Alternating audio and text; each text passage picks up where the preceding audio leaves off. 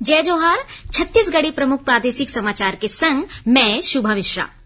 केंद्र के एनडीए सरकार के 9 बछर पूरा होय में आज रायपुर में पत्रकार मन ले चर्चा करत केंद्रीय जनजाति मामला के मंत्री अर्जुन मुंडा हा कहीन के प्रधानमंत्री नरेंद्र मोदी के अगुवाई में देश के करोड़ों लोगन के विश्वास के संग विकास के नवा कहानी लिखत है भारत। भारतीय अंतरिक्ष अनुसंधान संगठन इसरो हा आज बिहिन्या आंध्र प्रदेश के श्रीहरिकोटा स्थित सतीश धवन अंतरिक्ष केंद्र ले नवा पीढ़ी के पहली नेविगेशन उपग्रह NVS-1 के सफल प्रक्षेपण करीन। रायगढ़ में 1 जून ले शुरू होवैया 3 दिवसीय राष्ट्रीय रामायण महोत्सव के तैयारी जोर शोर ले चलत है। ए महोत्सव में कंबोडिया और इंडोनेशिया के संग देश के 12 राज्य के रामायण मंडली रामायण के आने आने प्रसंग में आधारित प्रस्तुति देही। भारतीय जनता पार्टी डहर ले चलाए जात चलबो गौठान खोलबो पोल अभियान के तहत पूर्व मुख्यमंत्री डॉक्टर रमन सिंह कार्यकर्ता मन के संग राजनांदगांव जिला के मुड़ीपार नवागांव और ईरा गांव में गौठान के निरीक्षण करीन।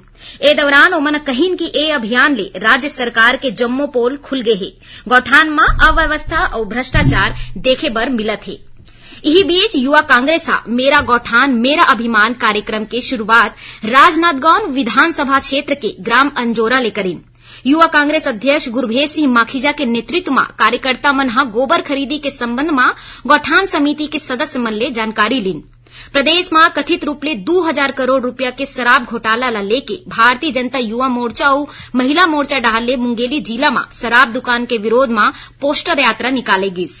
जापान में 23 ले 26 जून तक होवैया अंतर्राष्ट्रीय अंडर-18 एशिया कप में शिरकत करैया भारतीय सॉफ्टबॉल टीम में बीजापुर के 3 खिलाड़ी राकेश कर्ती, सुशील कुड़ियम और त्रिलेश उद्दे घलो शामिल हवे और आधार कार्ड ला लेके लोगन मन ला होवत परेशानी ला दूर करे बर राजधानी रायपुर के शहीद स्मारक में आधार समस्या निवारण शिविर के आयोजन 1 और 2 जून के करी जाही। ये रही अब तक के प्रमुख प्रादेशिक समाचार। जय जोहार।